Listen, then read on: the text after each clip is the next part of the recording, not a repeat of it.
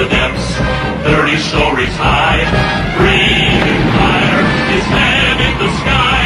Godzilla, Godzilla, Godzilla, and Godzuki.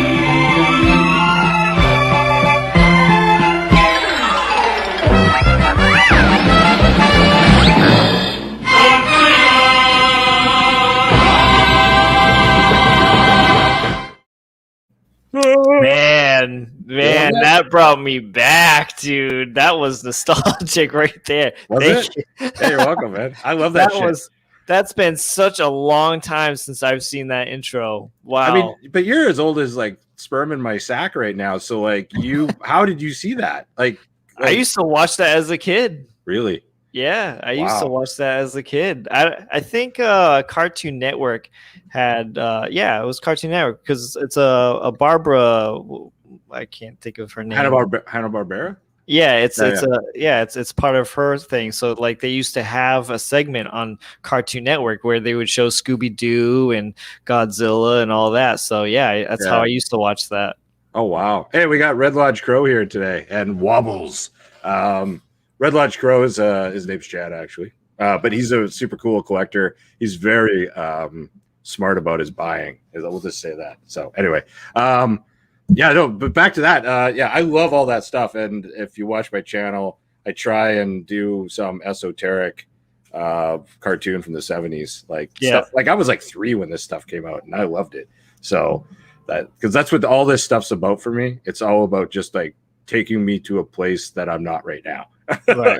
Back to the origin tale of Chris. So and that's why we're buying comics and shit. So that's right. But keeping that nostalgia. Yeah. Have you picked up anything recently? Have I picked up anything? No, it's been a couple of weeks actually. So the last time I talked to you was when I bought my Vengeance of Bane number 1, 9.6, and my Uncanny X-Men number 266, 9.4. And that's the last time I bought anything. So it's been a little while, and I think I might actually sell those to upgrade at some point whenever this market stops being so crazy. It's drunk. That's the term crazy. for it. Yeah. It's I'm at this point right now where I'm considering, like, I have a lot of doubles of things, and I'm just like unloading doubles right now because I not my original. I mean, my highest grades will always stay with me, but like those doubles it's a good time to get rid of some stuff. Declutter and get some new stuff. Yeah, totally. And maybe, I don't know, I just don't feel like this market can go on. I mean, if it keeps going like this book here is going to be like $1 million in 2 years. If it just keeps going, right? So I should have bought that book because, like, sometimes, like, I have a hard time buying big boy books sometimes, but when you're talking about over $1,000 for me, like, I've never gone past 1,300. Okay. There's been a couple of times where I've spent, close to that. And so, like, what was it? Maybe 5 months ago, 6 months ago, a 4.5 was obtainable to me. It was maybe like $1,300, $1,350. And I was going to buy one. That was going to be like sort of the key grail for this year. And now with everything with the market, a 1.8 is what a 4.5 was 5 to 6 months ago. Wow. Yeah. I was lucky. I have a low grade copy of Johnson's X-Men number 1, and I always wanted a better copy. It was a book that I just kept passing on, like, I'll get it later. And then eventually last summer, it started really ticking up. And I thought, well, I better grab it before it ticks up to the point where I just won't grab it. And just pure luck. There was a collection in town. I was able to grab it for well under $1,000 Canadian. And it ended up getting pressed by my presser and grading much higher than I expected. Yeah. And I'm just lucky to have gotten it. I mean, because 7.0s right now are selling in the 5,000 range. Which doesn't make any sense to me. Yeah, but it's nuts.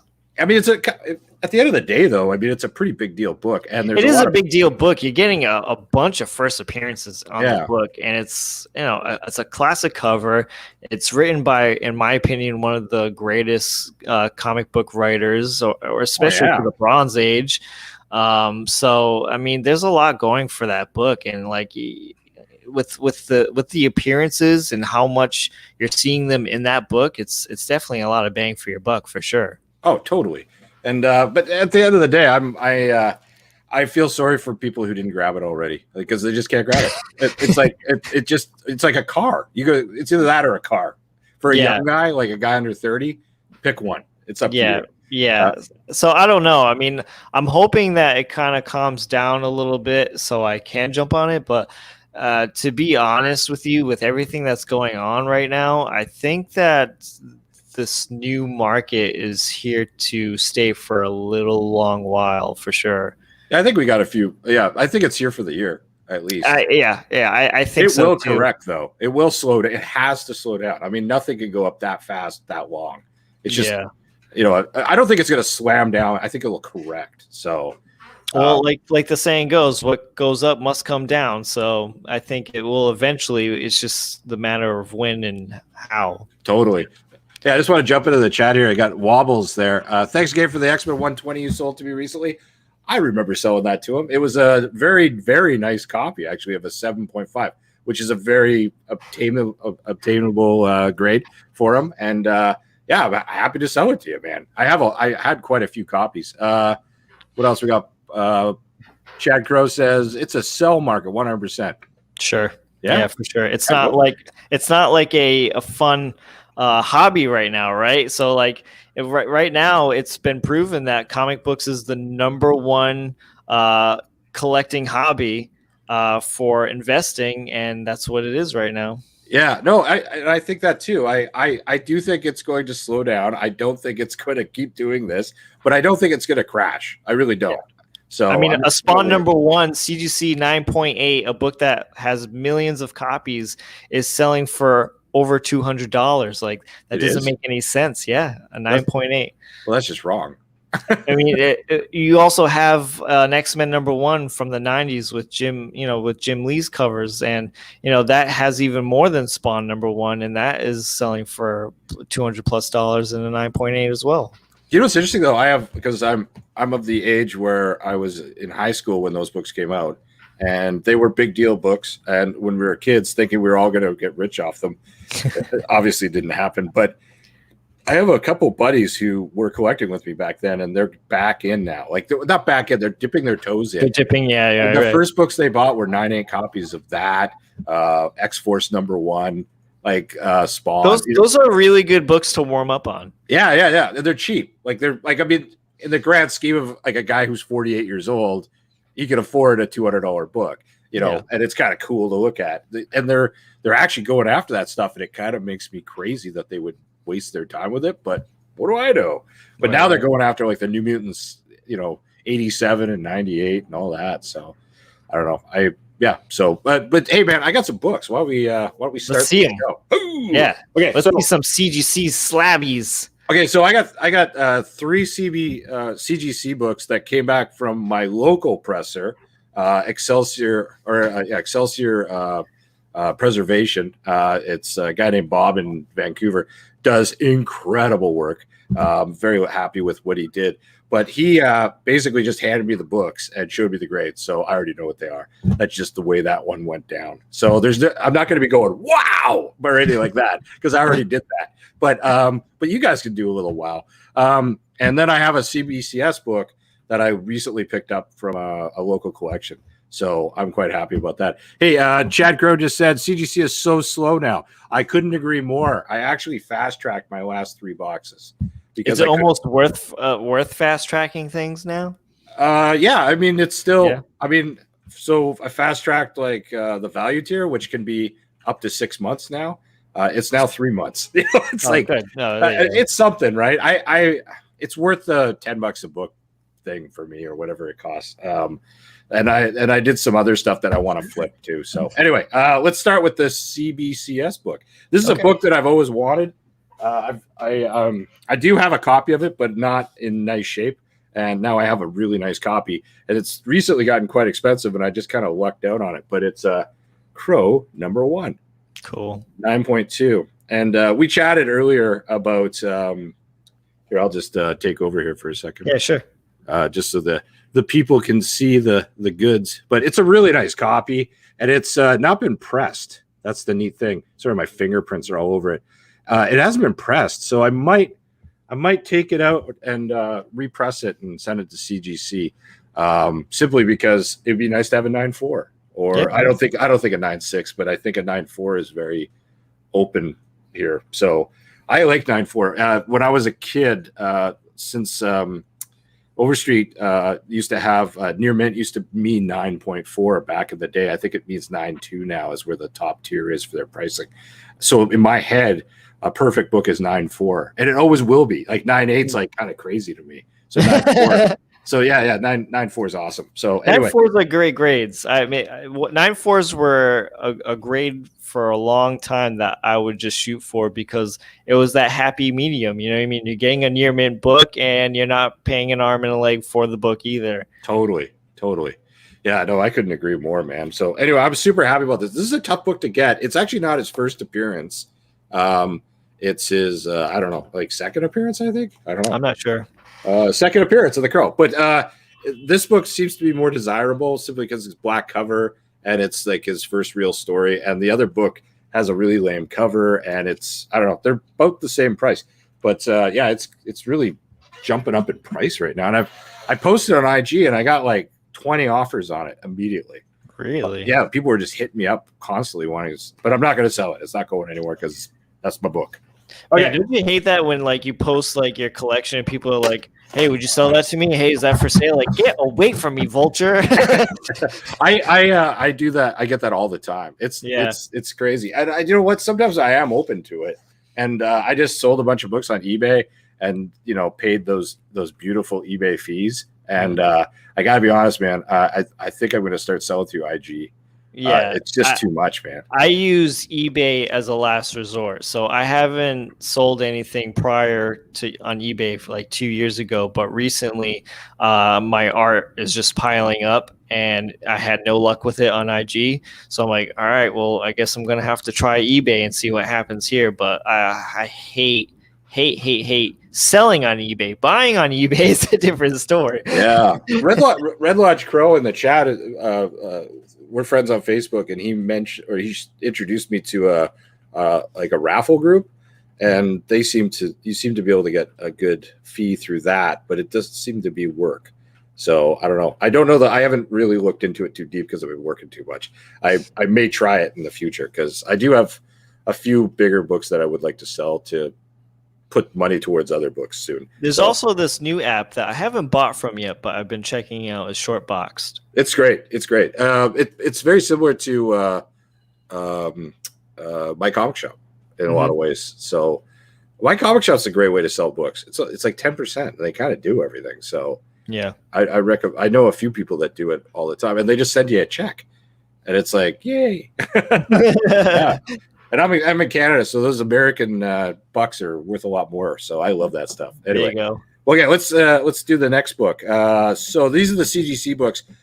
This book was originally in a CBCS slab, and it's and I wanted to get into a CGC book or container.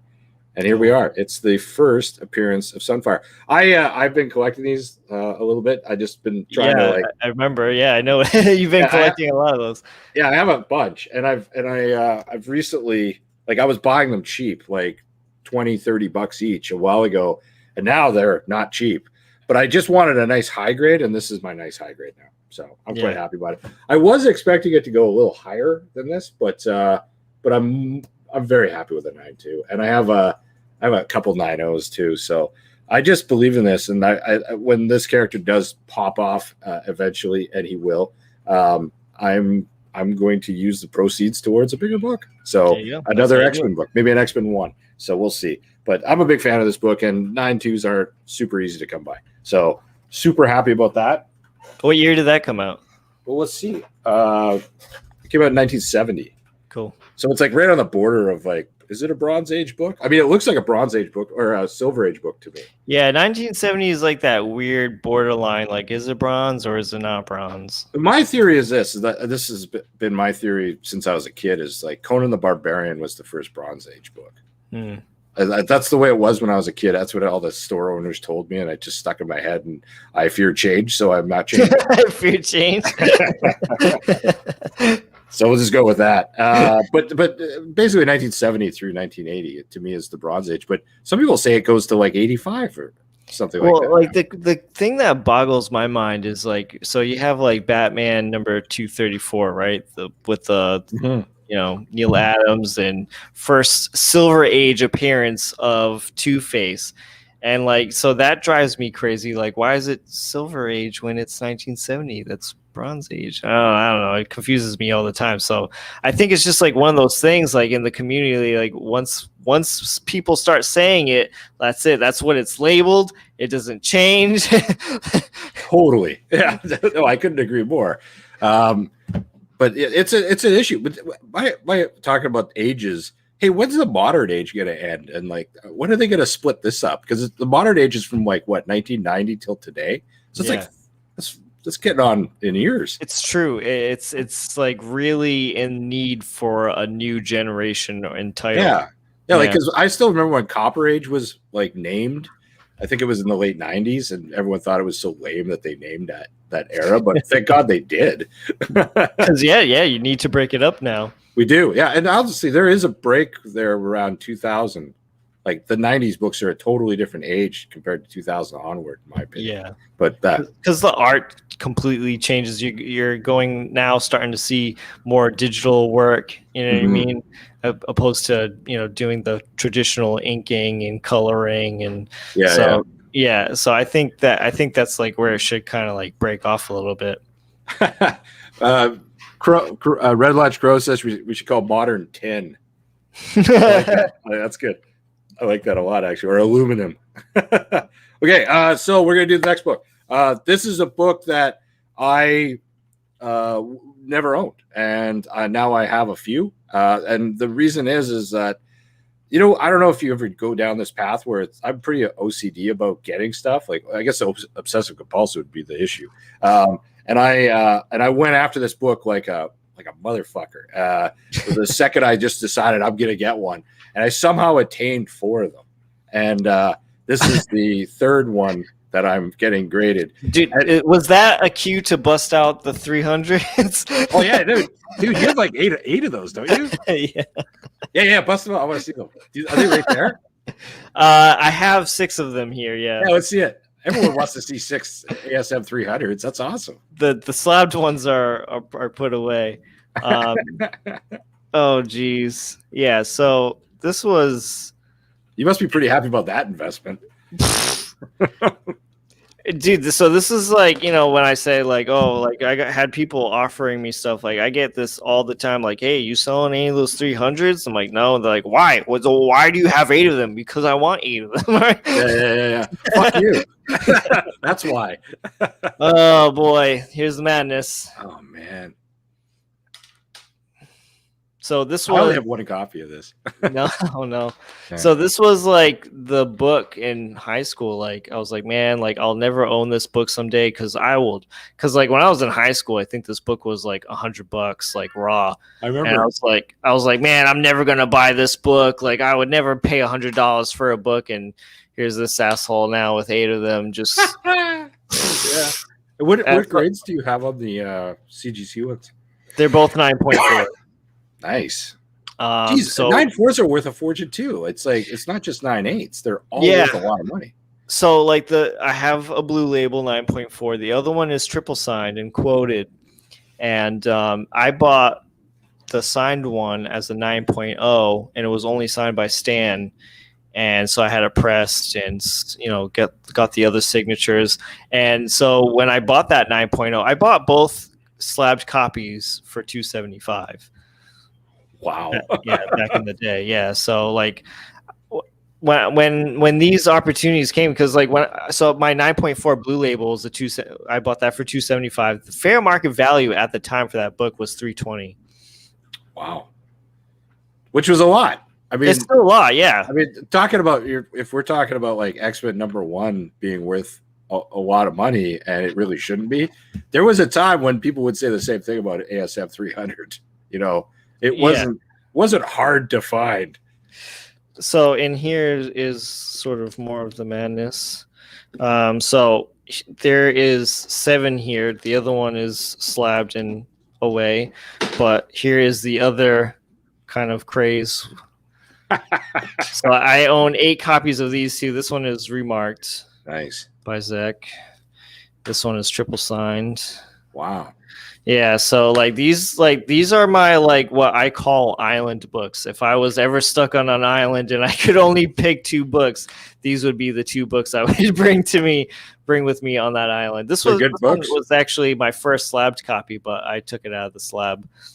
What's your connection to those books? Do you have a connection? Is there a first time you saw them type thing? Yeah, I mean, my connection is that black suit. That's my favorite all-time suit. Like if I could change Spider-Man to always be in that black suit, I would do that. And having that black suit turn into Venom, which is one of my favorite anti-heroes, and just such an aesthetic pleasing looking villain too. You know what I mean? That's my connection to that book. Like the first time I ever saw Spider-Man in the black suit, being probably in my tighty whities watching the animated series with my brother, when I saw Spider-Man in that black suit, it's like, what is that? And why is he wearing that? Because that looks awesome and he should look like that all the time. Hey, have you seen that recently, a Spectacular Spider-Man? There's this black and white cover. I think it's 93. I could be wrong on that. It's become a really hot book because of the cover. It's him in the black suit, and it's like a black and white background of buildings. Oh, the John Byrne cover, yeah. Is that the Byrne did that? It's awesome. Byrne did that. Yeah, I love that book, and I love that cover. Yeah, I bought that book because of that cover, number one, and how cool it was.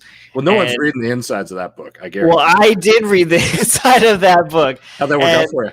And I sold it right away because I don't have a lot of room in my for the collection. So once something is out, it's out. Yeah. But I was so bummed because when I opened the book to read it, I thought Spider-Man was going to be wearing the symbiote suit, and he was not. So I felt gypped. I felt lied to. I was like, deception, get the hell out. And it's crazy because that book is really valuable in a 9.8 because there's not many on the census, so you see guys constantly selling them. I don't know if you follow the Dorkeries. Yeah. So he's constantly sending that cover to CGC, and no bueno. So he hasn't gotten the 9.8 yet. No. Oh, poor guy. It's extremely tough, that black cover, and it's got white on it for the building. So I guess it's tough. I don't know. See, this conversation. This is my addiction. Yeah, it's my addiction. That's the reason I'm called Vancouver Comic Junkie. I'm gonna go find that book, and I will not rest. Yeah, probably, and it's gonna have to happen, and I'm gonna become obsessed over it. Get it signed by Byrne, man, because that would be cool. I don't know how many. I don't even know how many there are in the census on a yellow label. Don't you have to put a gun to his head to get a signature now? I have no idea, dude. I don't know. I've heard bad things about him. He's not playing ball. He's pretty much. At least Neil Adams will sign your book, but you gotta, almost chop your finger off for it. But it's but almost. You also can't let him look at the book, because apparently he'll maul the book. Apparently, I've been told. Because John Byrne is a bear, dude. You're approaching him with a book, and can you sign this, please? Yeah. No. Oh, totally. My buddy's making fun of me right now. He's watching me on right now, and. On text, it's the technology, man. It's all over the place. Anyway, hey, why don't we look at the second book? Sure. Okay, so again, back to it. So I ended up getting a few of these last year, and my intention is it's obviously a spec book, and the highest grade copy will be for my personal collection. And I wasn't expecting this, so I bought this book from my comic shop in an auction, and I overpaid for it, a lot. And it was ridiculous. I got caught up in the action. Yeah. It had this horrific dust shadow on it, horrible. And so I was able to take it to a local guy, and he was able to kind of take the dust shadow down a bit with Absoline or whatever the hell he was using, and impressed it, and it was bought as a 4.0.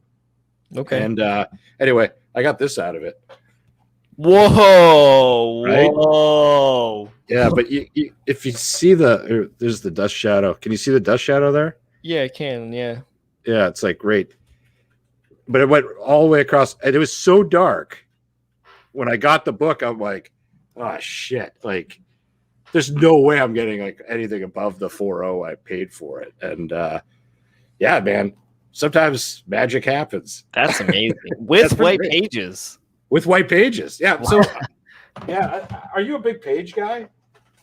Yeah, so like I try to go for the white pages as much as I can. Oh my god, man, that's wow. Yeah. So You know, it's I'm ready. you win some, you lose some. You know what I mean? But man, I wish I had picked up that book when that book was like below like $700 and like in a 7.0, 6.5, I think. Yeah. Agreed. Damn. Yeah, that book's really well. The thing is, like, it's starting to go up again now because of the Moon Knight TV series that's coming. Getting closer and closer, yeah.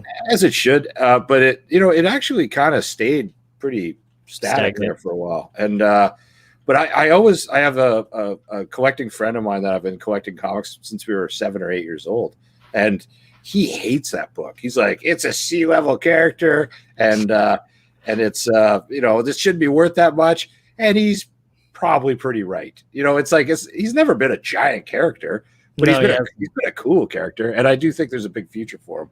But yeah, Moon Knight is like sort of like the equivalent of DC Swamp Thing.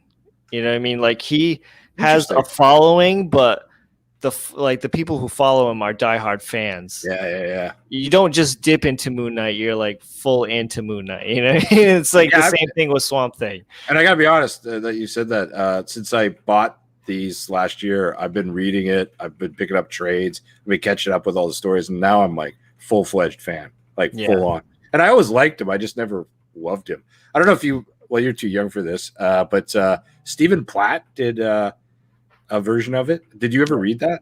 I've never read it, but I've seen it and I know of it. But he was an odd character, and I was an artist then too, and getting into different avenues like comics and animation, and I was working in different avenues like mostly film.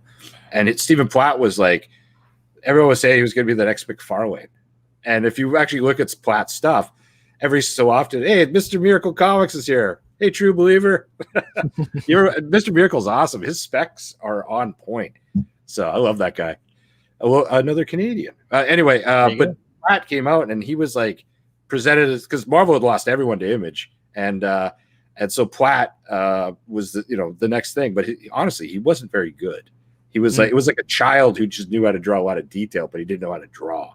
And it was actually pretty shitty. But his books but I have this weird affection for those books. And that got me into Moon Knight when I was young. And now I'm trying to buy all those Platt covers as well. Yeah. Even though they're crap, but I have to. It's obsessive. Moon Knight is like a character that I've always wanted to get into, but haven't tried yet. So like, I don't know if you follow Mark Spector Comics on YouTube. I do.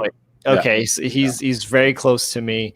He gave me some to read. I like them, but like I feel like I gotta like immerse myself enough. Like the last time I gave like a character a huge chance on and absolutely ended up loving was Swamp Thing. That's why I kind of compare him to Swamp Thing, because like, it's like I said, the fan base, it's not too many, but when they do, they love him.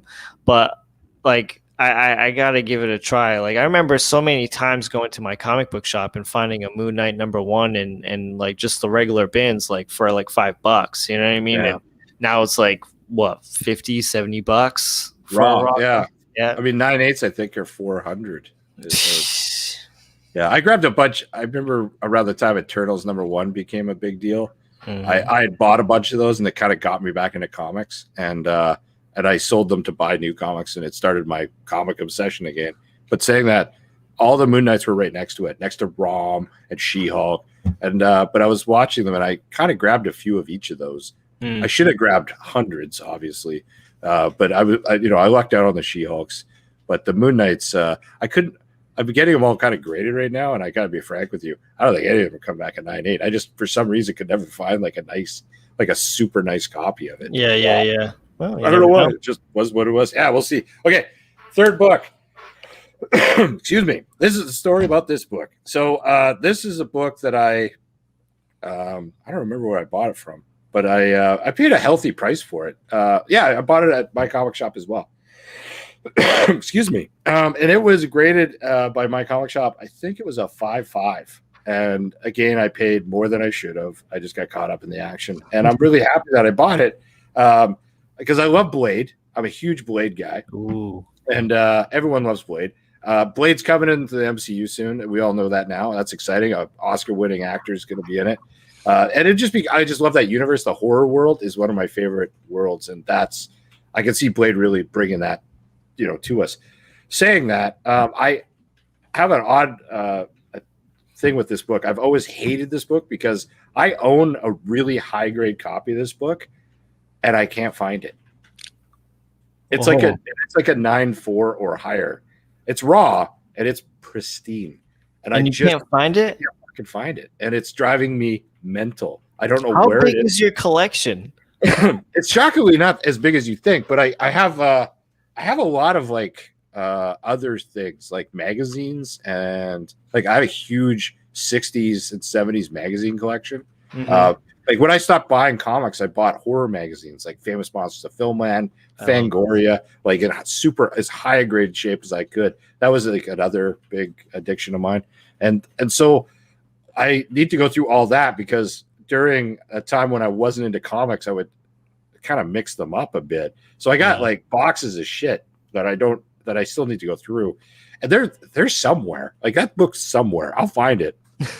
But I got to go to one of my storage lockers, and it's just and I guess I'm just too lazy to find it. Is what it's kind of. See, if that was me, man, if I knew a book was missing, because I'm not a person to really lose things.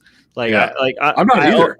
I always know where my phone, wallet, and keys are. But if there's a day where I can't find my keys, if my wife moved them or something, it drives me absolutely insane. So if I have something that I have lost and cannot find, I will just go absolutely batshit. I'll lose sleep over it.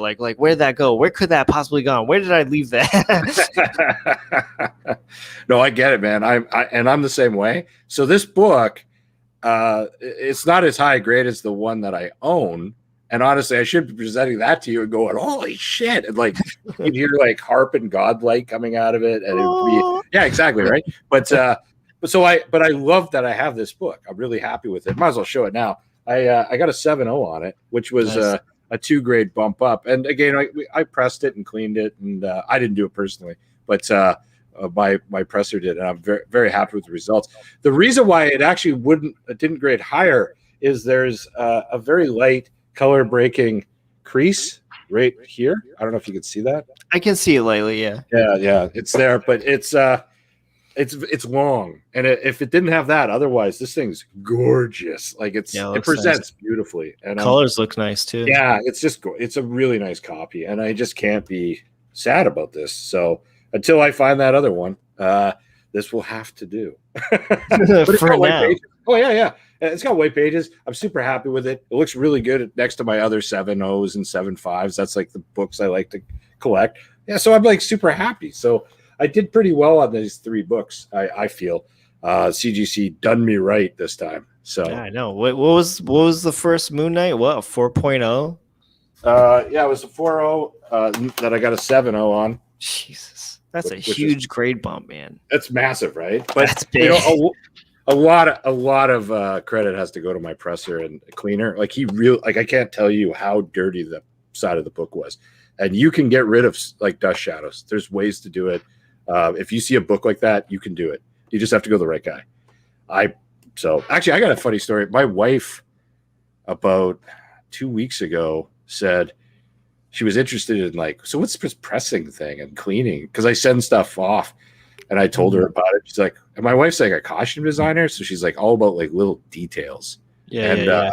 And she's someone she could go and sit at the dinner table and just work on a project for 6 weeks straight and not leave the table. She's one of those kind of people. Excuse me. And so she thought it was interesting. So if it, all of a sudden I'm looking at my Amazon account and there's all these little tools and stuff being bought on my Amazon account. And I'm like, huh? Like, it's all like self-depressing. And she's like cleaning my books now. And she just cleaned a book the other day, like a Daredevil book that has a white cover. And she's just, she's not doing it on expensive stuff. And my God, she did a great job. Nice. It shocked me, actually. So I might have my own presser at home. That's cool, man. We just bought a press today, actually. If my wife knows not to touch my things. Don't touch my stuff. Yeah. That's funny. It's funny that you brought up your wife because remember when you were on my show a couple of weeks ago and I pulled out my my Godzilla #1 signed by Herb Trimp? Oh yeah. Yeah, so I know that book needs a press, right? So when I bought that book, my wife knows about pressing, cleaning books and whatnot. She knows about all this what she calls useless information. So I gave her the book one day and I was like, "You think that could use a press?" And she's looking at it. She actually put it to the light and she's like, "Yeah, that can get pressed out. Oh, look at that. Oh, did you see that right there?" I'm like, "Yeah, there you go."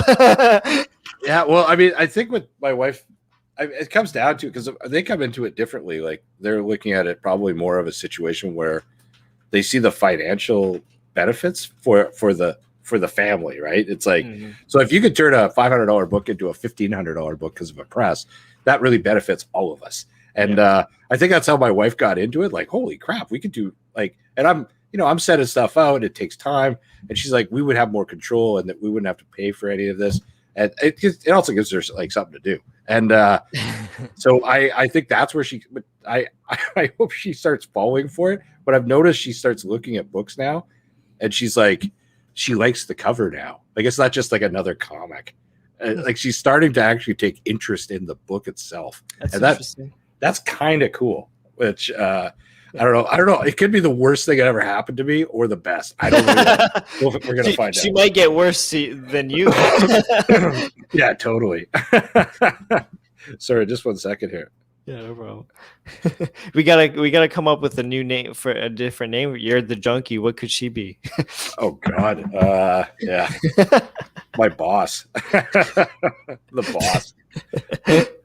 So does your wife have anything to do with your comics, or is it just sort of? No, she knows things about it because she pays attention to what I have to say about it when I get excited about it. But she all she understands is that I like it and it makes me happy. That's about it. So yeah, that's pretty much my wife too. That's why it's so interesting. Like my wife, we went to Hawaii and I went to a Comic-Con with my son. Like in Hawaii, I should be going to the beach, right? Now I go to Comic-Con. And she would never go to anything like that with me. Even if we went to San Diego, she'd be like, "See ya, go have fun, nerd." And, yeah.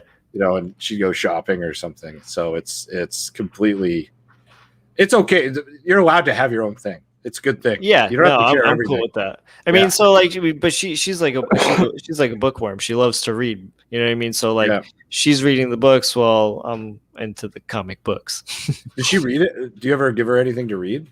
I have given her something to read once, and what was it? It's like Faust by Tim Vigil.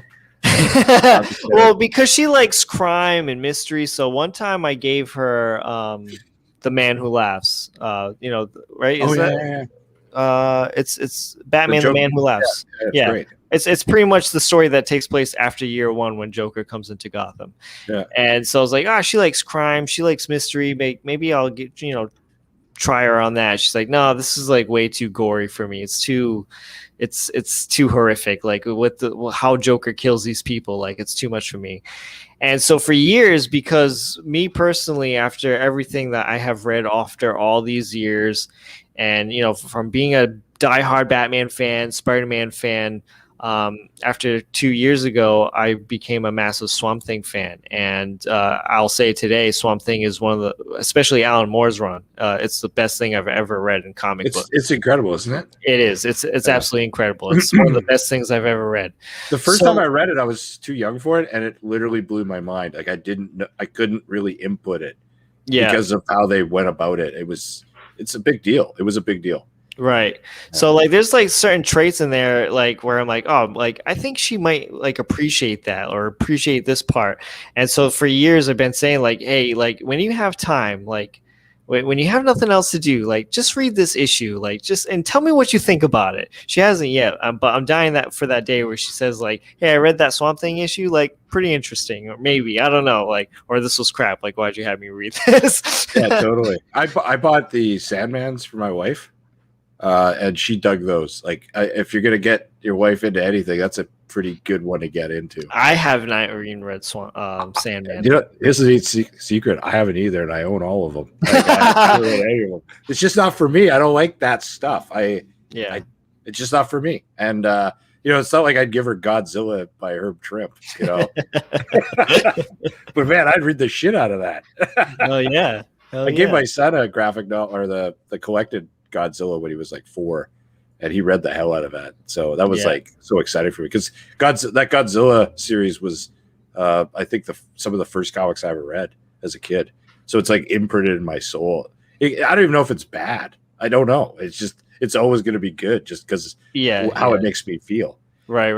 Like G.I. Joe's the same way. When I was a kid, that's what pretty much made me read comics all the time, was the Dark Horse Godzilla comics. That's what I was reading at the time as a kid. I love those. Those are good. I wish I still had them from my childhood. I'm slowly trying to collect them back, but that's what made me reading comics at a young age, was those Godzilla comics. Well, did you get the first one from '88, the Stephen Bissett one? No, I never had that one. Yeah, God, it was a good one. Because it was like a reimagining, and it was so good. But yeah, I loved all that stuff. Like, they did a whole lot. Though, because I do want that one, and I was wondering if it is a good read too. Excellent. It's excellent. And the art, it's the art that's the best. And those there's a Art Adams one that's really great too. Yeah, from the 90s. So there's he did a lot of them. But that first special color version, as they call it on the title, that's the one I had as a kid, and man, that was such a great cover. It was, the art in those books, when, of course, when I was a kid, I didn't know at the time who Arthur Adams was. Of course, now knowing who Arthur Adams is, he is like he's the best Godzilla comic book artist for me. You know what I mean? But no question about it. Yeah. And his artwork in those interior pages and covers just absolutely blew my mind as a kid. One of my big goals is to own a Godzilla page by Art Adams. And I've met him a number of times through different avenues. And man, even knowing people who know people, it's so expensive. Like because he can, it's like it's just so expensive because it's so good. And everyone wants it. Have you seen what he's recently done on his Instagram? What he's doing for Godzilla versus Kong? Those interior pages. Oh, you have to check it out. His art only gets better. Like, most guys get shittier when they turn about 50. They just kind of like, I'm out. I'm just gonna ride the coattails of the old days. Yeah. He has not done that at all. No. Every page he does is better than the last one, in my opinion. And the detail within it. And he does them in giant pieces. Like, I don't know if you've actually had the opportunity to see one of these newer pieces of the last 5-10 years in person. It's worth the $18,000 US to buy it. That's what he charges, so crazy. Yeah, it's fucking crazy. But anyway, but I don't know. Maybe I'll sell my wife's car or something. No, but I would really love. There's a few on eBay, but like I said, I would like to eventually collect all of the older issues that I used to have as a kid, and add the other ones that I never even read as a kid. But I would love to get that special color version one that he he did for the cover and interior, because there's a few signed copies on eBay, and I was like, I think I would want, because I love signed books, and I think that would just fit in the collection so well. Which they can't be going for a lot. I think a 9.8 signed, I think I seen on eBay for $3. Really? Yeah. I bet you on the right day you could get that for $2. Probably. Because I bet you that sits for a while. It's a particular. Oh yeah, they've been there for a long time. Yeah, I'd best offer that guy too and see what happens. If they've sat for that long, the guy just probably wants to move it at some point. Yeah, but it must have cost him a fortune to get those, get it signed. And I don't know what he charges for signings, because I've never met Arthur Adams. So yeah, no, he does a lot of conventions. Like, he always shows up here We don't really? get a lot of conventions here, but he's a nice guy. Yeah. No, he's super I've nice. never met him. Yeah, no, he's one of those rare nice guys. But I'll be honest, I'm not a huge signed book guy. I think I only have like 3 signed books. I love signed books. I think they're cool. No, I get it. I think they're cool. I think I just haven't gotten down the path earlier, so I just don't do it now because it doesn't sync up with what I have. If that makes any sense. So I don't actively go after them. But my other issue with signed books is I can't value them. Like it's hard for me to value like I mean you can value like Amazing Spider-Man 300 signed by Todd McFarlane, which I do have. That's one of my signed books, but because did you say 300 again? yeah. Hold out. Let's do it. But anyway, but I can't. But you go to someone else like Mike Zeck signs Punisher #1. It could go for any number of values on eBay if you watch. I just can't value it. I don't know how to.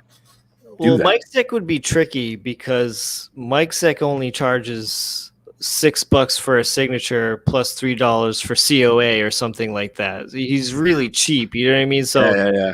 Kind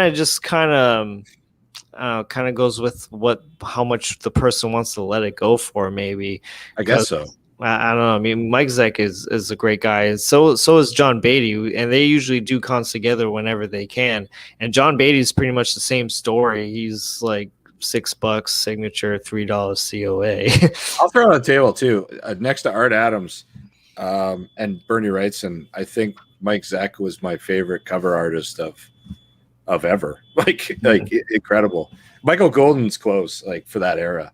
But, yeah. Mike Zeck, I don't think gets the love he deserves. I agree. Every book he did was incredible. Yeah. Interior is not as much, but his covers were just wow. Yeah.